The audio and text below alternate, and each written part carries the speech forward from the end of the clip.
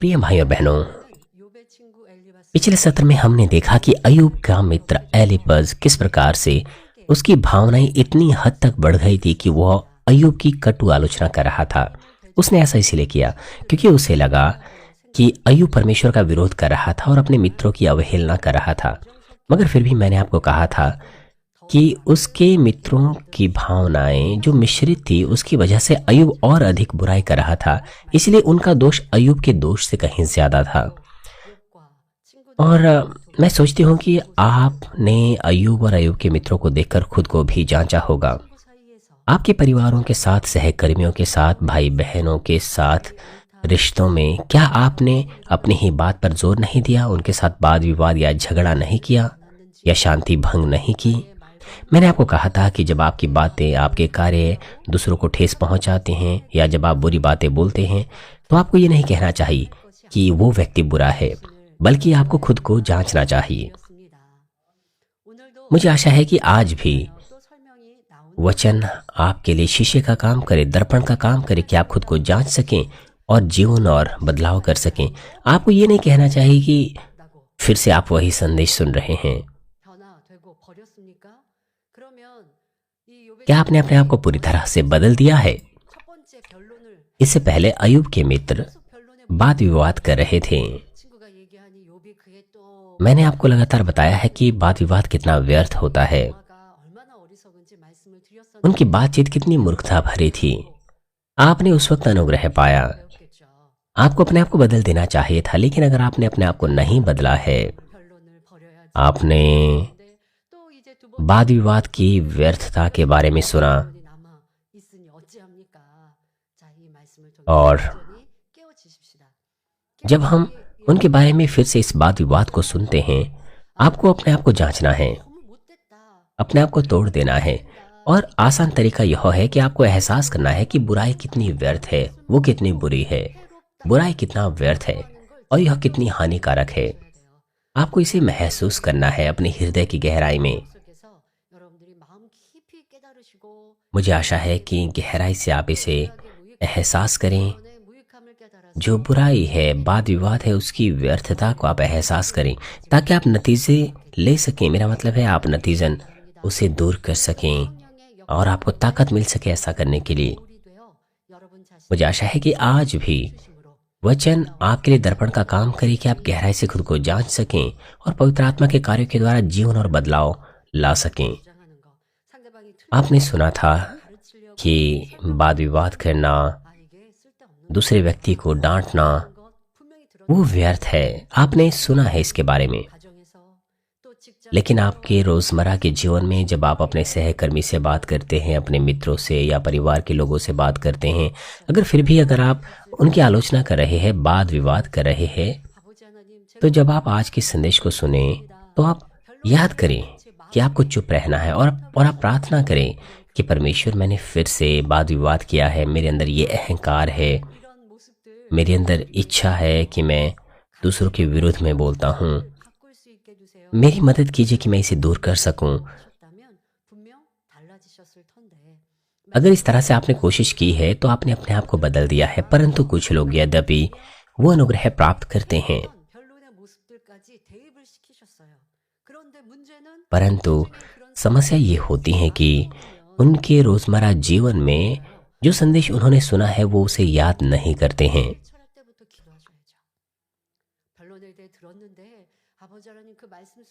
संदेश के द्वारा जब आप अनुग्रह पाते हैं तो आपको आज उसके लिए प्रार्थना करनी चाहिए। दानियल प्रार्थना सभा में आपको प्रार्थना करनी चाहिए कि पिता परमेश्वर, मैं ये नहीं करना चाहता हूँ।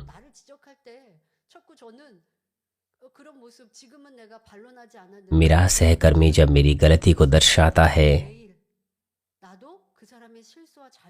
तो मैं भी उस व्यक्ति में दोष ढूंढने की कोशिश करता हूँ, उसे डांटता हूँ। मेरी मदद कीजिए कि मैं इसे दूर कर सकूं।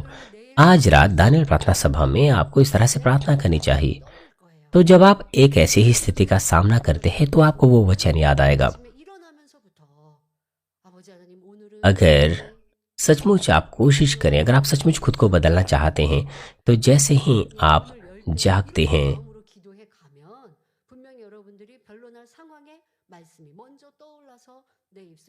मेरा मतलब है, जब आप स्थिति का सामना करें तो आपको संदेश याद आएगा और आप उसे लागू कर पाएंगे।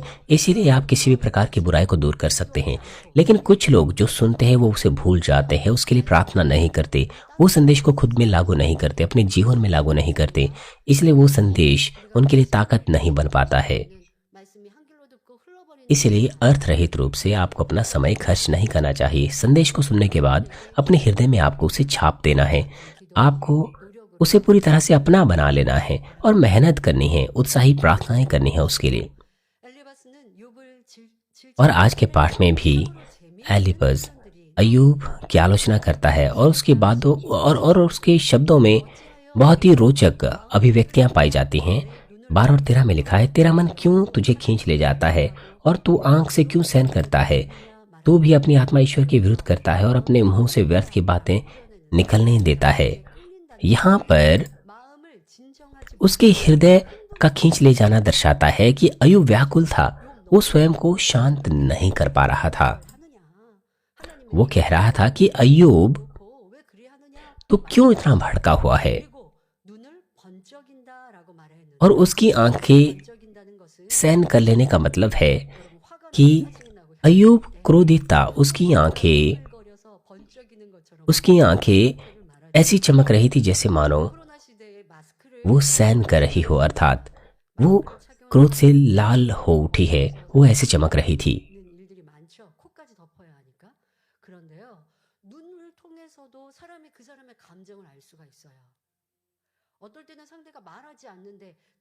हमारी आंखें हमारी भावनाओं की अवस्था को दर्शाती हैं। कोई व्यक्ति जब दुखी होता है तो जो उनकी आंखें दिखती है वो बिल्कुल अलग दिखाई देती हैं। सामने वाला व्यक्ति हमारे मन की अवस्था को हमारी आंखों के द्वारा पढ़ सकता है। हमारी आंखें लाल पड़ सकती है।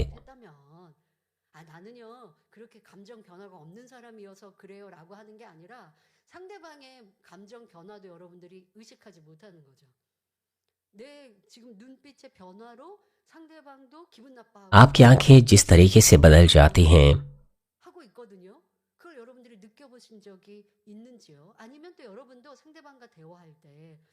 और साथ ही जब आप सामने वाले से बातचीत करते हैं, उसकी आंखों को देखने के द्वारा आप ये देख सकते हैं कि वो किस तरह से महसूस कर रहा है।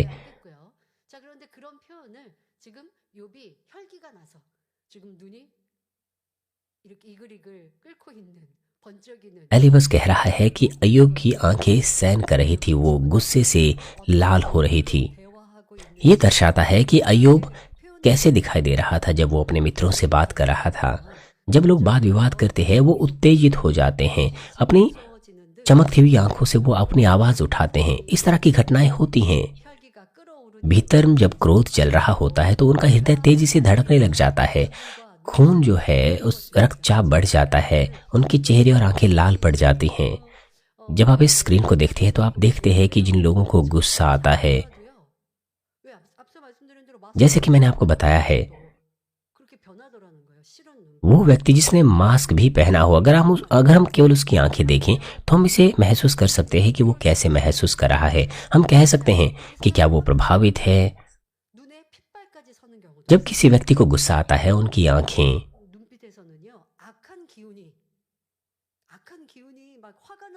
बदल जाती हैं और साथ ही साथ उनकी आंखें ऐसी दिखाई देती है जैसे मानो वो जल रही है और उसे बुरी अनुभूति होती है, वो भयावह दिखती हैं। और यदि बिना रुके वो वाद विवाद करते हैं तो उनकी सांसें फूलने लग जाती हैं, उनके शरीर भी कांपने लग जाते हैं। जब वो ऐसी अवस्था में पहुंचते हैं तो वो अपने हृदय को नियंत्रित नहीं कर पाते, इसलिए उनके होठ सच नहीं बोल पाते। अय्यूब और उसके मित्र भी इसी अवस्था में पहुंच रहे थे। जो भी हैं, वो जो अपनी आवाज उठाते हैं और गुस्सा करते हैं, अक्सर वो खुद को नहीं जांच पाते हैं।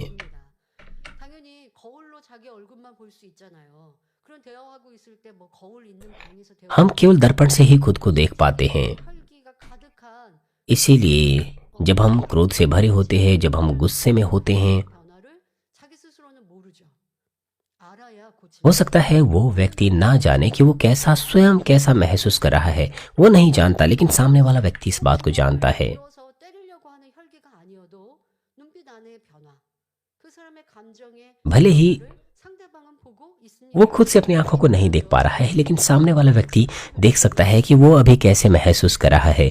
इसलिए जब आसपास के लोग उसे कहते हैं कि तू क्यों क्रोधित हो रहा है, 참 तो वो कहता है कि नहीं, मैं तो क्रोधित नहीं हूं। 그러면 분명히 얼굴과 दूसरों की दृष्टि में निश्चित रूप से वो अपनी मुखाकृति से, अपनी आंखों से, अपनी जुबान से 그것을 인정하지 않고 क्रोध दिखाते हैं, लेकिन वो इस बात को नहीं मानते, वो बहाना बनाते हैं।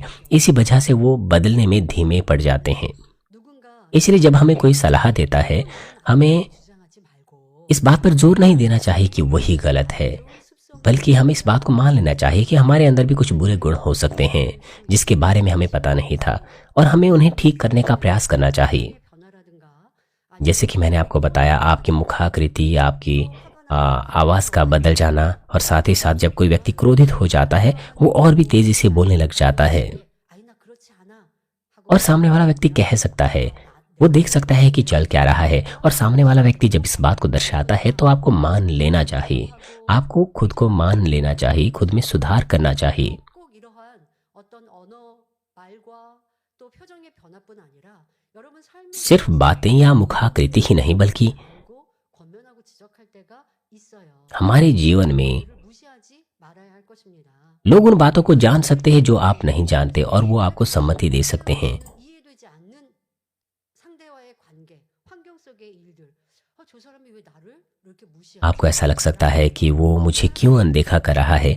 आपको दूसरों पर दोष नहीं डालना चाहिए, 범한 게 무엇이 बल्कि आपको सोचना है कि 찾아가는 우리가 되었으면 좋겠습니다.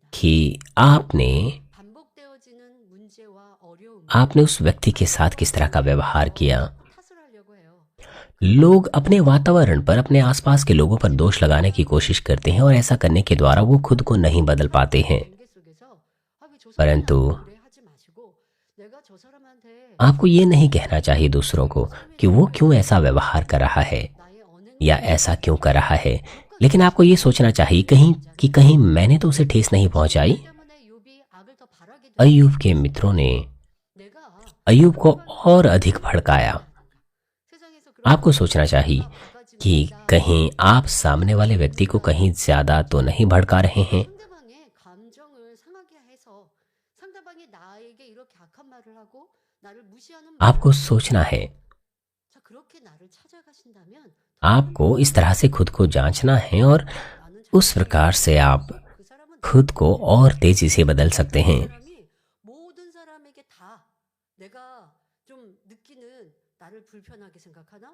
왜 나를 이렇게 무시하지? 라고 하는 그 느낌이 저 사람이 모든 사람에게 다 하고 있으면 그 사람의 단점이죠.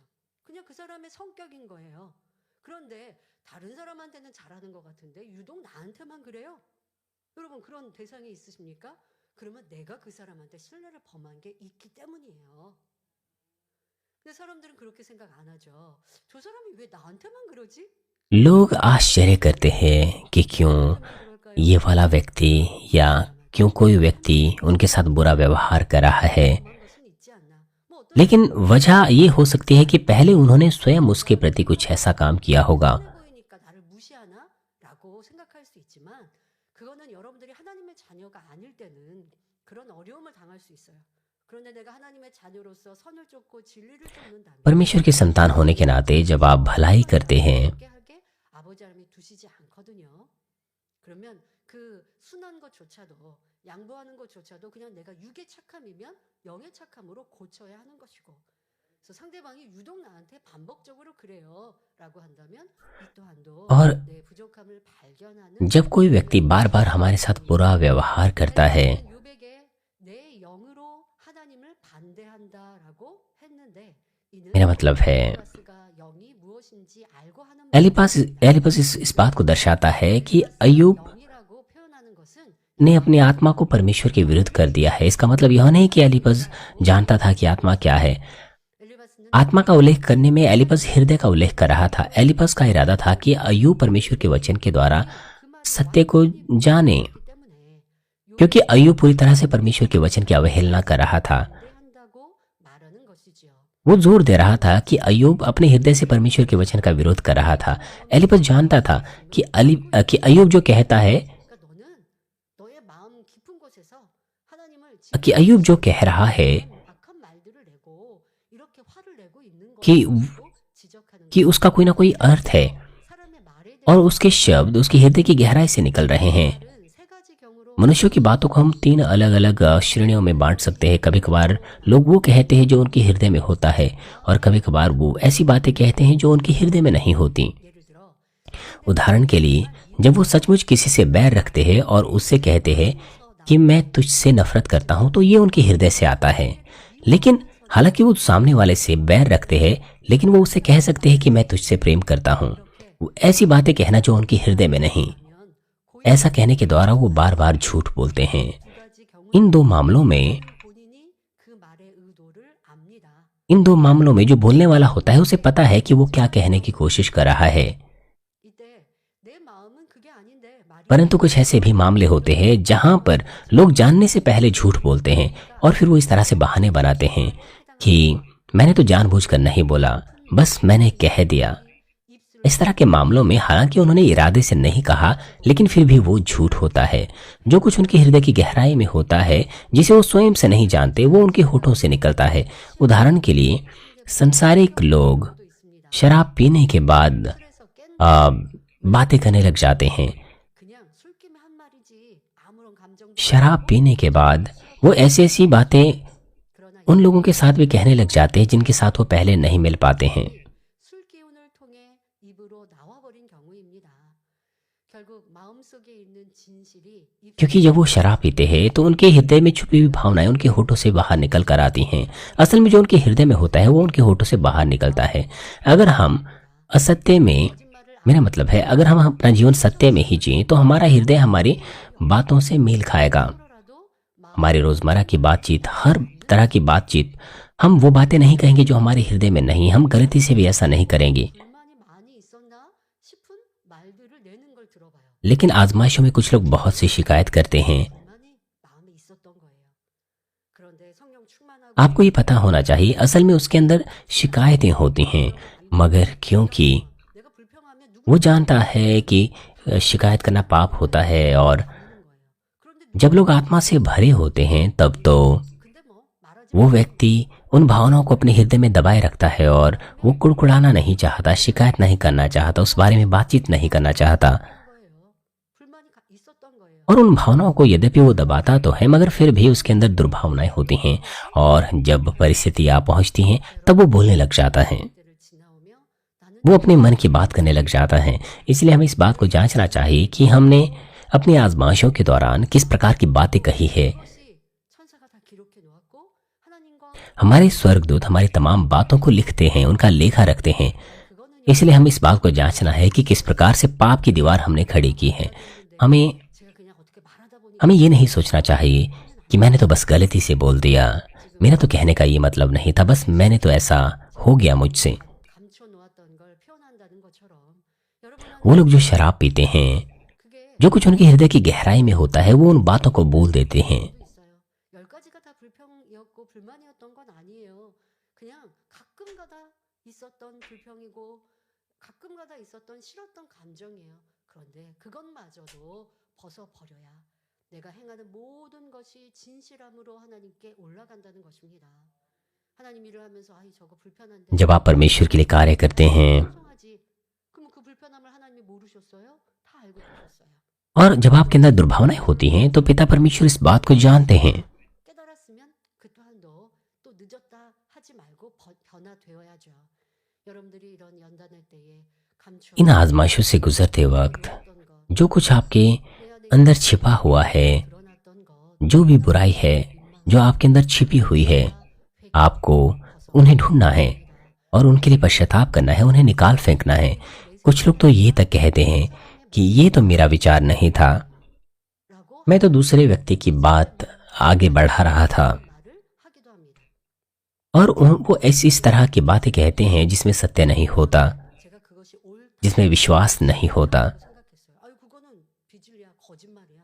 जब आप कुछ बातें सुनते हैं तो आप सोचते हैं कि ये उचित नहीं है, 말을 전하겠습니까? 전하지 않죠. यदि आपको लगता है 어, कि जो बात आपने सुनी है वो सही नहीं है, तो आपको उसे आगे नहीं बढ़ाना चाहिए। लेकिन क्योंकि आप उस बात के साथ सहमत हैं, इसलिए आप उस बात को आगे बढ़ाते हैं, आप दूसरों को बोलते हैं। 그제서 내 생각이 아니었구나. कोई व्यक्ति जब 그런데요. इस बात को दर्शाता है कि आपने ऐसा क्यों कहा, तो आप बहाना बनाते हैं कि मेरा तो कहने का ये मतलब नहीं था, मैं तो किसी और की बात आपको कह रहा था। 비진리와 आपको इस बात को जांचना चाहिए, 죄악을 आपको 되어야 합니다. निरंतर अपने आप को जांचना चाहिए। 말씀드린 대로 लेकिन जैसे कि पिछले सत्र में भी मैंने आपको बताया, 상대의 그런 말로는 우리가 그 사람을 판단하지 말자고요. 상대가 흘러가며 하는 말, 불평하는 말, 불만의 말, 그런 말을 듣고 아, 저 사람 상대 못할 사람이야. 믿음 없는 사람이야. 이렇게 판단하지 마시고. 그러나 내게 나오는 말 한마디와 내 हमें अपनी हर बात को जांचना चाहिए और बहुत करीबी से हमें जांचना चाहिए। 있었구나라고 인정하고 변화되는 능력이 되시기 हमें 바랍니다. अपने आप को मान लेना चाहिए और बदल जाना चाहिए। इसलिए याकूब 3:2 कहता है, इसलिए कि हम बहुत बार चूक जाते हैं। जो कोई वचन में नहीं चूकता वही तो सिद्ध मनुष्य है और सारी देह पर भी लगाम लगा सकता है। 언행이 इस प्रकार 삶을 살아야 하겠습니다. हमें एक संपूर्ण सत्य का हृदय साथ लेना चाहिए और ऐसा जीवन जीना चाहिए जहां हमारे कर्म हमारी बातों से मेल खाते हैं।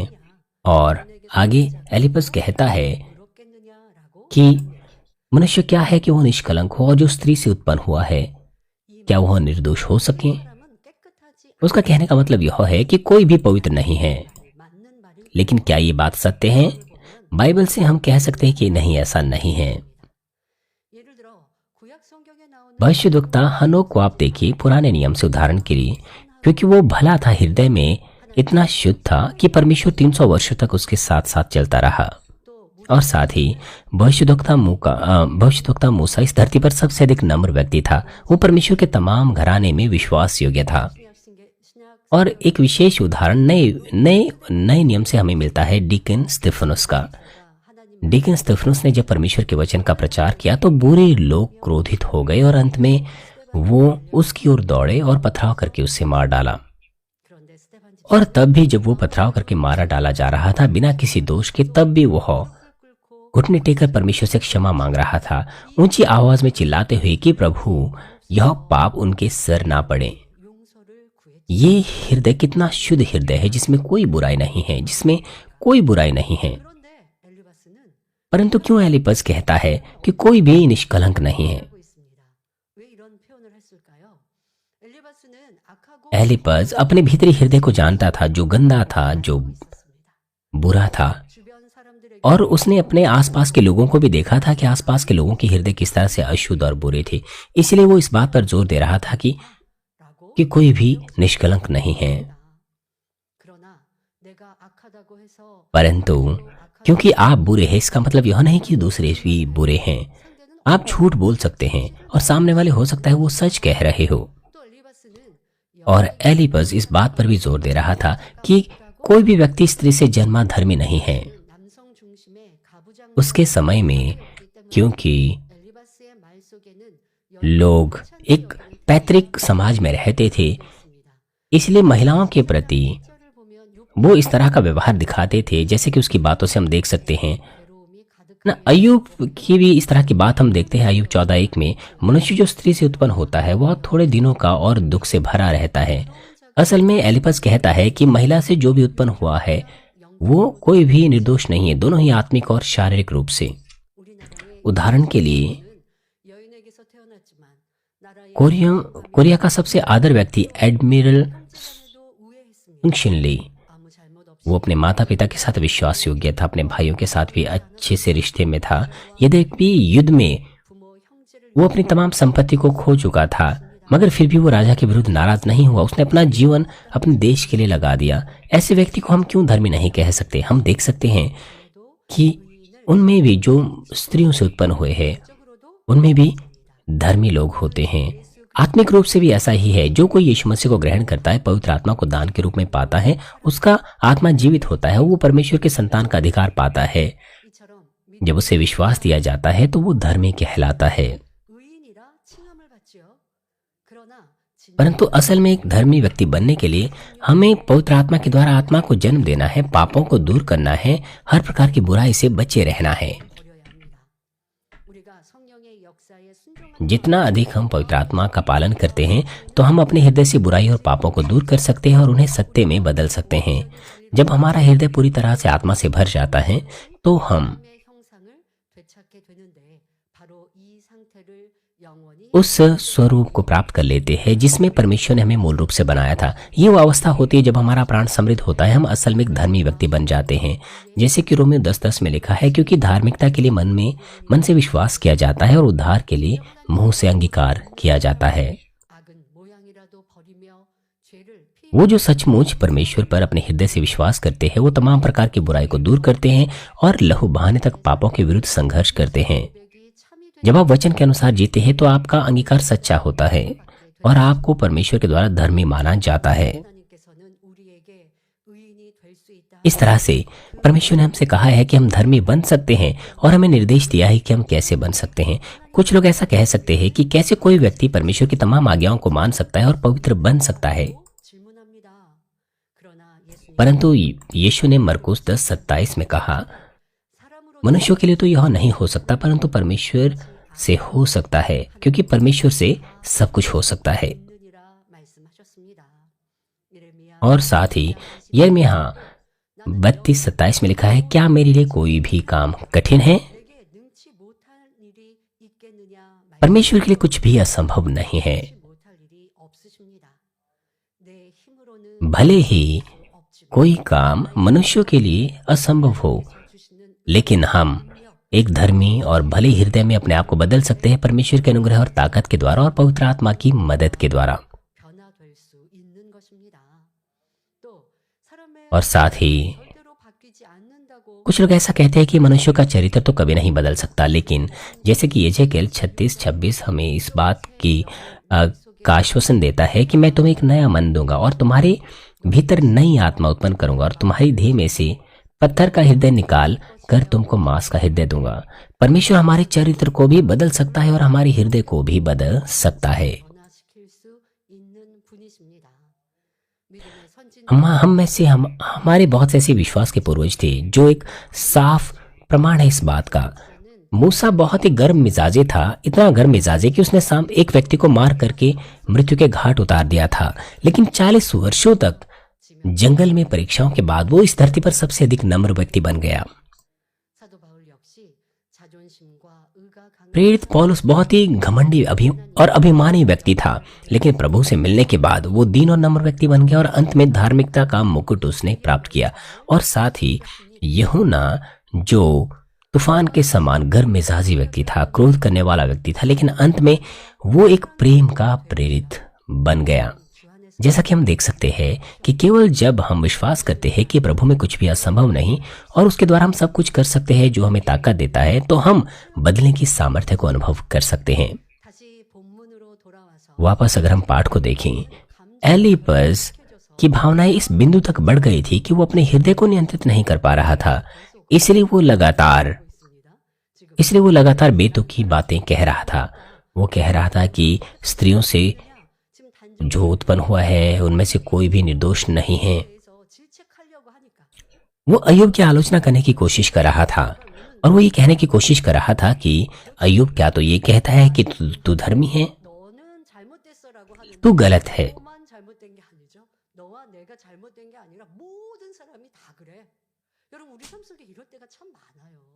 हमारे रोजमर्रा के जीवन में जब इस तरह की चीजें होती है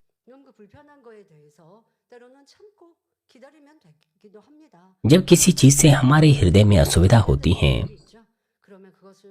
हम शांत रह सकते हैं, परंतु कुछ ऐसे लोग हैं जो इन बातों को दर्शाते हैं, जो दूसरों में गलतियां ढूंढने की कोशिश करते हैं और सामने वाला व्यक्ति जब अपनी गलती को नहीं मानता है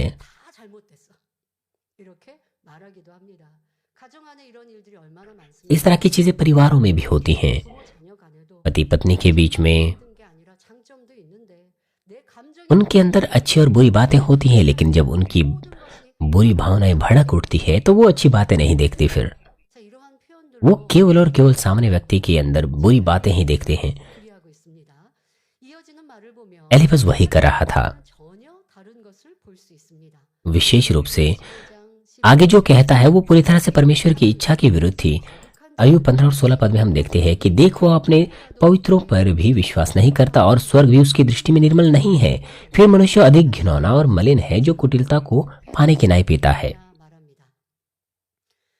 지금 앞서서는 사람 중에는 의인이 없고 इससे पहले वो कह रहा था 또 거룩한 사람이 कि 주께서 올 कोई भी धर्मी नहीं है, 이렇게 또 परंतु 순간순간 바뀝니다. परंतु अब वो अपनी बातों को इस तरह से बदल देता है।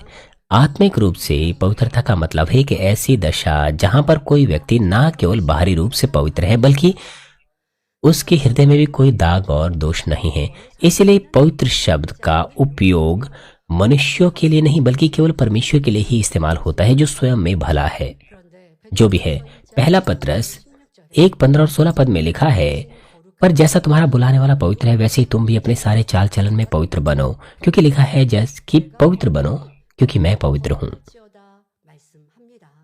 अर्थात परमेश्वर ने अपने प्रिय संतान से कहा है कि वो पवित्र बने। 함을 이루도록 말씀 परमेश्वर जो सचमुच हमसे चाहता है वो है हमारे हृदय की पवित्रता। 것은 마음의 거룩함입니다. 그러므로 우리는 इसी कारण से अपने हृदय का खतना करने के द्वारा हमें एक शुद्ध और भला हृदय साथ लेना है जिसमें कोई बुराई नहीं है। यदि किसी ने अपने आप को इस तरह से बदल दिया है, पवित्रता को साध लिया है, तो क्या स्वाभाविक रूप से परमेश्वर उस पर भरोसा नहीं रखेगा? 앞서서도 사람으로 의로울 수 없다라고 하는 इससे पहले एलिपस कह रहा था कि कोई भी धर्मी नहीं बन सकता, 의로운 사람들이 있다 말씀을 드렸죠. परंतु मैंने आपसे कहा है कि धर्मी लोग हुए हैं। 사람들이 मूसा और परमेश्वर के लोग वो धर्मी जनों में बदल गए थे, यहाँ तक कि उनका चरित्र भी बदल गया था। 성경을 वे पवित्र बन गए थे, वो बाइबल में लिखे हुए हैं। 하나님께서 믿지 않으시겠습니까? क्या परमेश्वर उन पर भरोसा नहीं रखता? परमेश्वर ने उन पर भरोसा रखा, परंतु एलिपस क्योंकि उसकी भावनाएं भड़क उठी थी और वो कह रहा है कि परमेश्वर 함부로 उन पवित्र लोगों पर भरोसा नहीं रखता है। वो बेतों की बातें कह रहा था। हम इस बारे में सोचना चाहिए। एलिपस परमेश्वर के बारे में बातें कर रहा है। 시야와 마음으로 높고 높으신 एक मनुष्य अपने संकीर्ण और छोटे से हृदय से 내 생각 परमेश्वर के प्रावधान के बारे में कैसे बातें कर सकता है? 사람을 저주하셨나 봐. 하나님이 저 사람을 हम अनुमान नहीं लगा सकते 정죄하고 अ- 하나님을 कि परमेश्वर कैसे कुछ काम कर सकता है। हम अपने विचारों से ऐसा नहीं कर सकते। हम परमेश्वर का न्याय नहीं कर सकते हैं। 아니 내가 보니까 अन्यथा 이렇게 잘못했어 하고 판단 아, 정도는 안 되는데 하나님께서 कुछ लोग कहते हैं कि 그 사람 이렇게 मेरा मतलब है हमें तो किसी व्यक्ति का भी न्याय नहीं करना चाहिए, लेकिन अगर हम परमेश्वर का न्याय करें तो क्या होगा? 얼마나 알겠습니까? 얼마나 그럼 하나님이 말씀하신 진리대로 선으로 거룩함으로 이루었습니까? 그래서 하나님의 뜻을 압니까? 하나님의 계시를 받았습니까? क्या वो परमेश्वर को जानता है? क्या वो परमेश्वर से बाइबल के अनुवाद प्राप्त करता है? 무엇을 क्या वो भविष्य में होने वाली भविष्यवाणियों को जानता है? 합니까?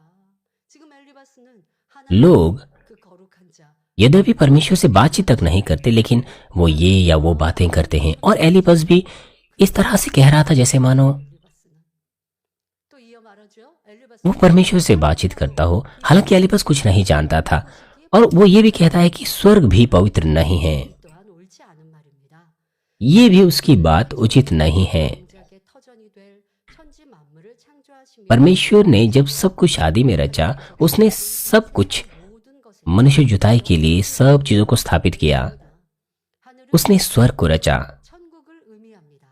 स्वर्ग स्वर्ग के राज्य को दर्शाता है, क्योंकि परमेश्वर ने मनुष्यों के हृदय में 사모하는 마음을 주셨기에 우리는 하늘을 हमारे सच्चे घर स्वर्ग की लालसा को भरा है। इसलिए जब हम स्वर्ग को देखते हैं तो हम कमी महसूस करते हैं, हम वहां जाने की लालसा रखते हैं। जब हम नीले आकाश को देखते हैं, हम परमेश्वर के विशाल हृदय को सोचते हैं, हम उसे महसूस करते हैं। 그 하늘을 만들어 놓으셨어요. 그런데 परमेश्वर ने स्वर्ग को इस तरह से रचा है, 어찌 부정하다, 덥다 तो फिर 라고 말씀하시겠습니까? तो फिर परमेश्वर स्वर्ग को कैसे पवित्र 요백에 न बनाता? 전달하고 있는 것이 लेकिन परमेश्वर को गलत समझकर एलिपस इस तरह की गलत सूचना अय्यूब को दे रहा था। और साथ ही जब आप परमेश्वर की इच्छा को नहीं पहचानते हैं, 또 교회 जब आप दूसरों से बातचीत करते हैं, 하면서 이렇게 말하는 경우가 और चरवाहे की और परमेश्वर की इच्छा को जाने बगैर लोग ये या वो बातें करने लग जाते हैं। 당자의 마음을 알기를 원해서 누군가가 전달해 주면 हम परमेश्वर की इच्छा को जानना चाहते हैं, चरवाहे की इच्छा को जानना चाहते हैं, परंतु 마음으로 오해하고 판단하여서 अपने संकीर्ण हृदय से लोग चरवाहे की बातों का न्याय करते हैं 당자님이 이렇게 말씀하셨고 당자님은 나를 이렇게 특별히 인정하시고 이렇게 또 거짓말로 और साथ ही साथ लोग अपने आप को ऊंचा करने के लिए कहते हैं कि सिनेपास ने ये कहा, सिनेपास ने वो कहा। वो इस तरह से झूठ बोलते हैं। 하나님을 अय्यूब और अय्यूब के मित्रों की बातों से 하나님의 그 마음을 아는 것처럼 हम देख सकते हैं कि वो ऐसी बातें कर रहे हैं जैसे मानो वो परमेश्वर के करीब है और परमेश्वर की इच्छा को जानते हैं। 마음이 있었는지 हमें खुद को जांचना चाहिए कि कहीं हमने भी तो इस तरह की गलतियां नहीं की हैं। हम सिद्धता से सत्य को नहीं जानते हैं, परमेश्वर की इच्छा को नहीं जानते हैं, मगर कभी कभार लोग सामने वाले व्यक्ति का न्याय करते हैं। 죄의 담이 कुछ लोग अपने आप को न्याय ठहराते हैं और इस तरह से बड़ी पाप की दीवार खड़ी कर देते हैं। उन्हें निरंतर पश्चाताप करना चाहिए। उन्हें इस तरह की आदतों को दूर करना चाहिए, इस तरह की बातों से परहेज करना चाहिए। 는 가증하고 부패한 사람이겠느냐 했는데 और एलिपज ये भी कहता है 가리켜 하는 말입니다. 우리 कि मनुष्य 이렇게 악을 अधिक घिनौना और मलिन है जो कुटिलता को पानी के नाई पीता है। ऐसा कहने के द्वारा एलिपज अय्यूब को दर्शाता है, वो अय्यूब को संदर्भित करता है। अप्रत्यक्ष रूप से वो 하루에도 몇 अय्यूब की आलोचना कर रहा है, 이렇게 क्योंकि मनुष्य बिना पानी के नहीं जी सकता। वो पानी को हर दिन कई बार पीता है। अगर कोई व्यक्ति इस तरह से पाप करे जिस तरह से वो पानी पीता है तो वो कितना बुरा है। यहाँ पर जो कुटिलता है वो तमाम बुरे कामों को दर्शाता है जो मनुष्य करता है। मनुष्य अपने कर्तव्यों से भटक जाता है। एलिपज अय्यूब को एक भ्रष्ट व्यक्ति कह रहा था। वो अय्यूब की आलोचना इस तरह से कर रहा था कि अय्यूब, क्योंकि तू इस तरह से पाप करता है, जिस तरह से पानी पीता है, इसलिए तू कुटिल है और घिनौना व्यक्ति है। 하루라도 부정하게 और परमेश्वर तो अपने पवित्र व्यक्ति को तक नहीं भरोसा करता है और स्वर्ग उसकी दृष्टि में निर्मल नहीं है, तो तुझ जैसे बुरे व्यक्ति को वो कैसे भरोसा कर सकता है। 감정이 격해질 대로 격해지니 उनकी भावनाएं जब अत्यधिक गंभीर हो गई, वो इस तरह के वक्तव्यों का इस्तेमाल कर रहे थे जो सीमा से परे हो गए थे। ऐसे वक्तव्य, अगर हम अय्यूब की बात करें, उसने तो एक धर्मी जीवन जिया था, उसने पाप नहीं किए थे, यहाँ तक कि उसका शरीर जब पूरी तरह से ढह गया था 심히도 악 तब भी। लेकिन उसके मित्र उसे बुरा व्यक्ति कह रहे हैं, उसे तसल्ली देने के बजाय। क्या आप कल्पना कर सकते हैं कि अय्यूब ने कैसा महसूस किया होगा? अय्यूब का भीतरी हृदय बुरा नहीं था 부패한 사람이 아니었어. और ना ही वो घिनौना और मलिन व्यक्ति था। उसके मित्र लगातार उसकी भावनाओं को भड़का रहे थे और उसको ऐसी बातों को कहने के लिए प्रेरित कर रहे थे जिसकी और उसके लिए जाल बिछा रहे थे कि वो पाप करें। 하지 않으므로 उस 혈기고 또 욕 और उसके मित्र भी क्रोधित हुए जब अय्यूब ने उनकी बातों को नहीं माना। 감정이 और अय्यूब भी अपने आप को धर्मी मानता था और उसके मित्रों से बुरा कह रहे थे, इसीलिए अय्यूब की बुरी भावनाएं भी भड़क उठ रही थी अपनी अपनी बात पर जोर देने के द्वारा कि वही सही है।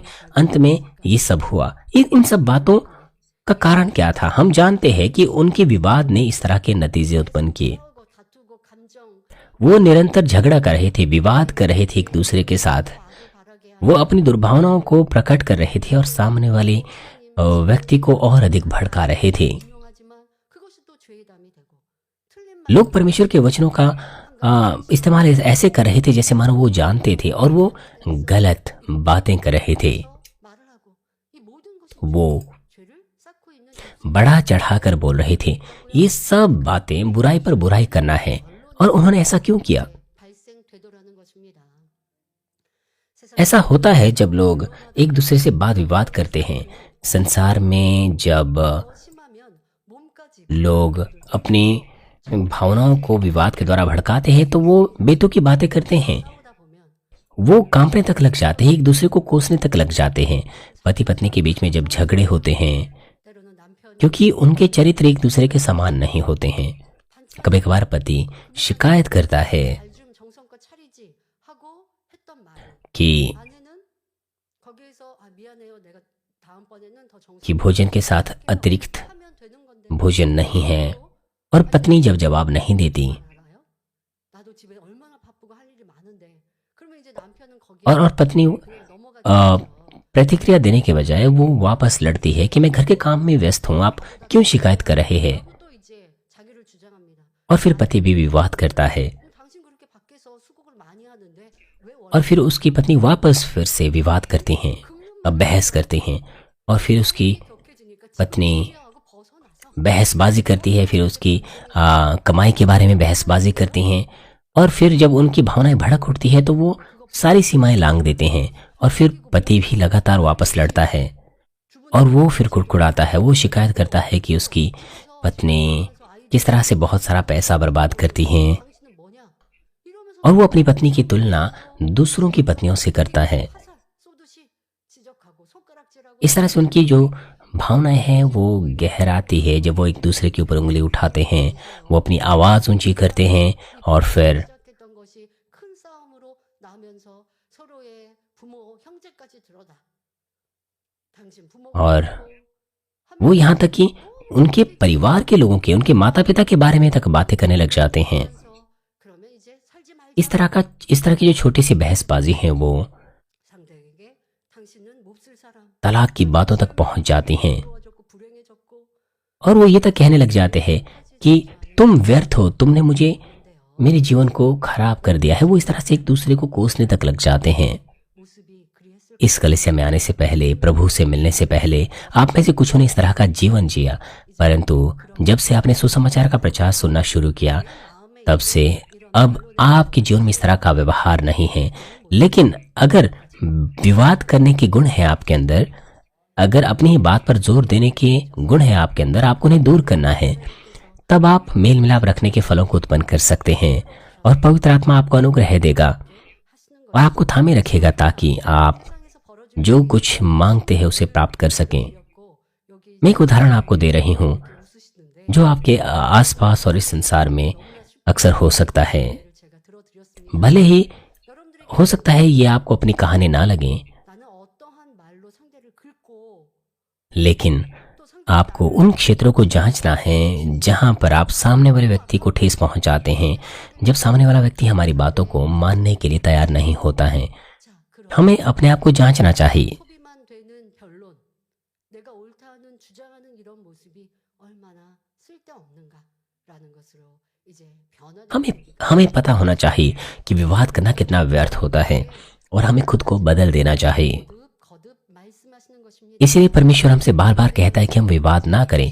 पहला तिमुथियुस 6:20 में प्रेरित पौलुस तिमुथियुस को सलाह देता है कि हे तिमुथियुस, इस धाति की रखवाली कर और जिस ज्ञान कहना ही भूल है उसके अशुद्ध बकवाद और विरोध की बातों से परे रहे। और दूसरा तिमुथियुस 2:23 में वो कहता है पर मूर्खता और अविद्यास के विवादों से अलग रहे, क्योंकि तू जानता है कि उनसे झगड़े होते हैं।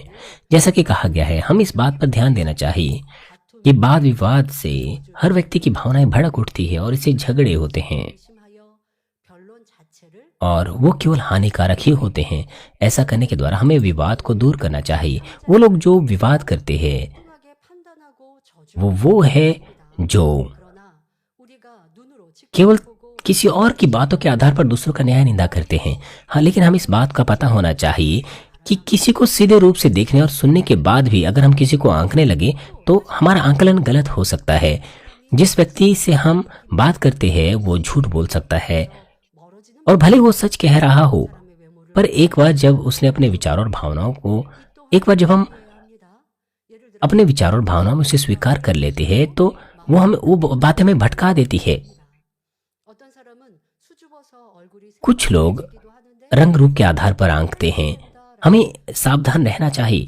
हमें केवल 뭐 눈이 나빠서 भले ही किसी का बाहरी रूप डरावना हो, लेकिन उसका जो मन है वो 찡그리고 नरम मिजाज का हो सकता है। कुछ लोग शर्माते हैं, वे शर्मीले स्वभाव के होते हैं, 거든요.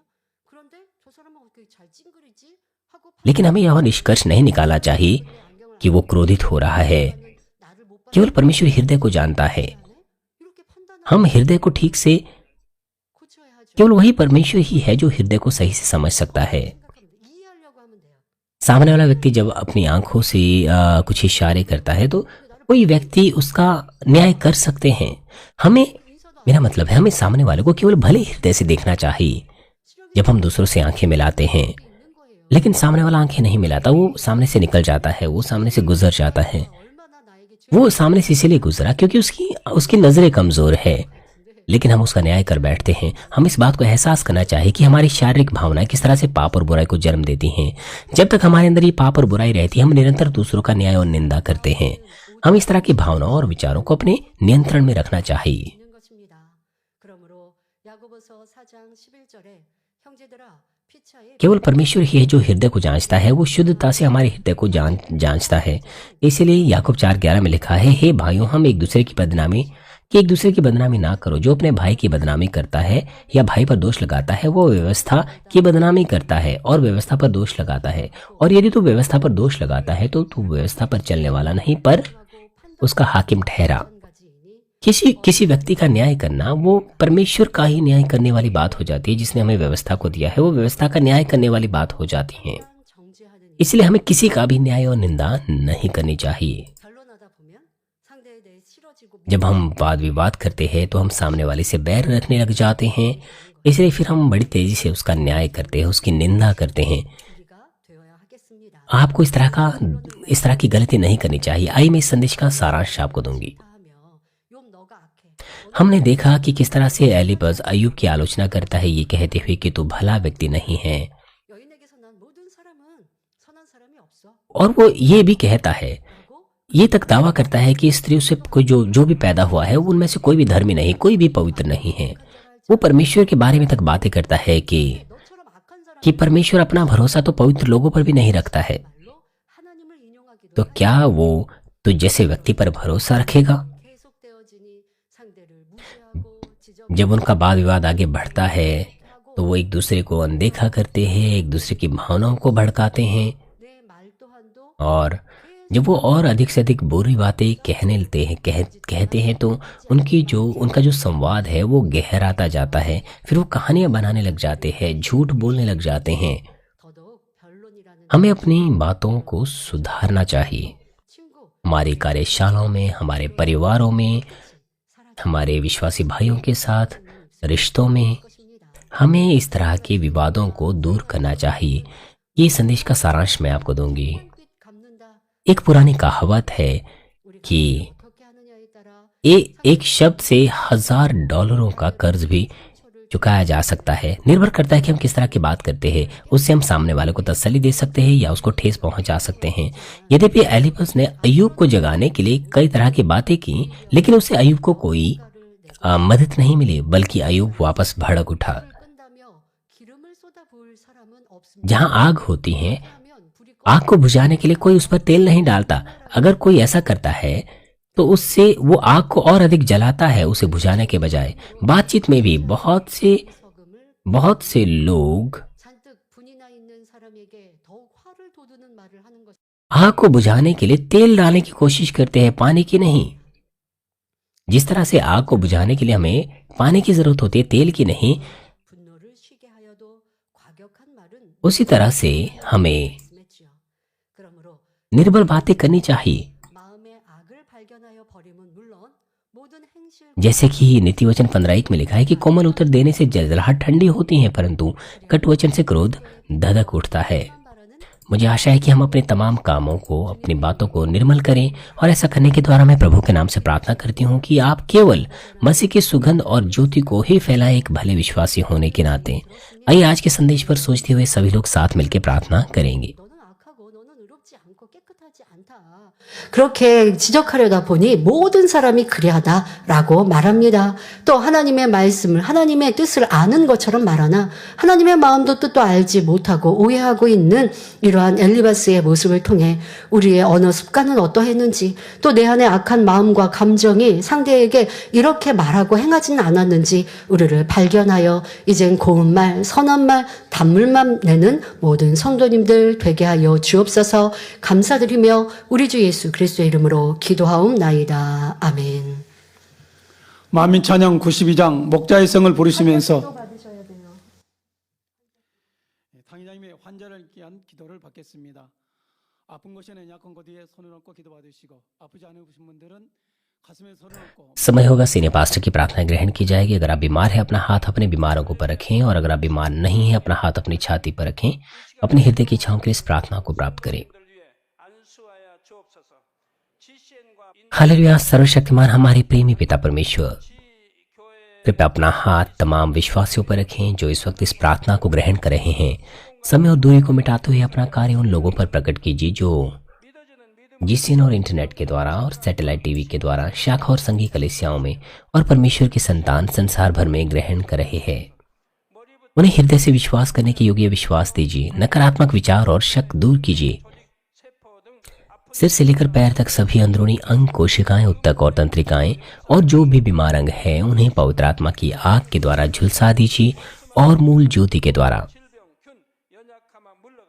यीशु मसीह के नाम से मैं आज्ञा देता हूं,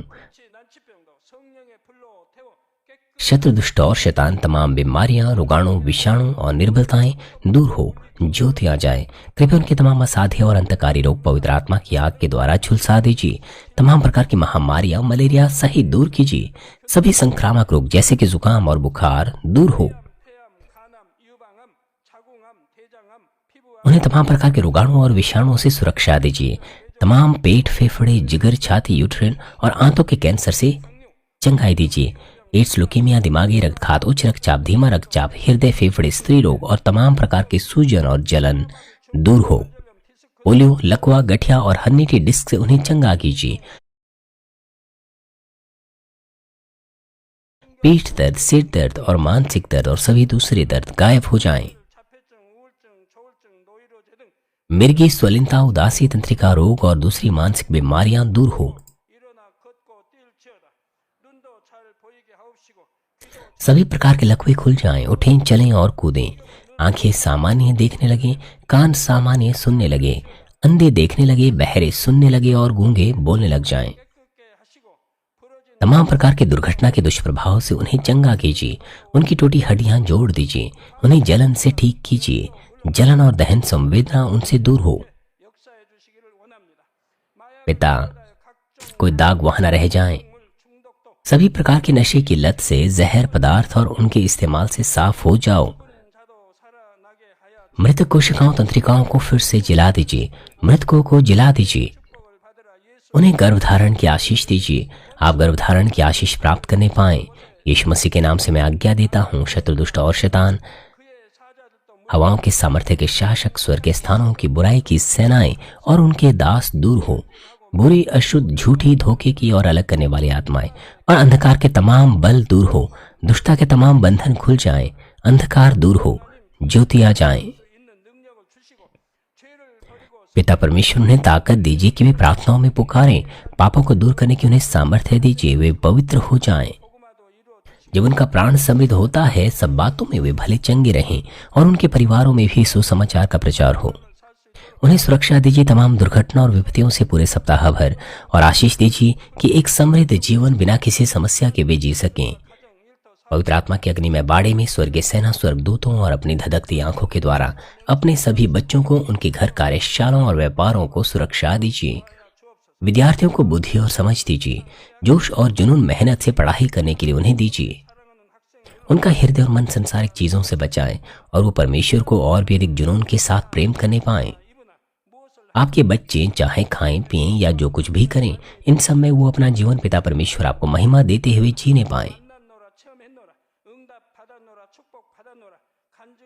वे जीवित परमेश्वर की गवाही ये कहकर देने पाएं कि मैं परमेश्वर से मिला हूं, मैंने परमेश्वर का अनुभव किया है, उससे उत्तर और आशीषें प्राप्त किए हैं। पिता परमेश्वर, आपका धन्यवाद। सारी महिमा केवल आपको मिले। हमारे प्रभु यीशु मसीह के नाम से मैं प्रार्थना करता हूं, आमीन।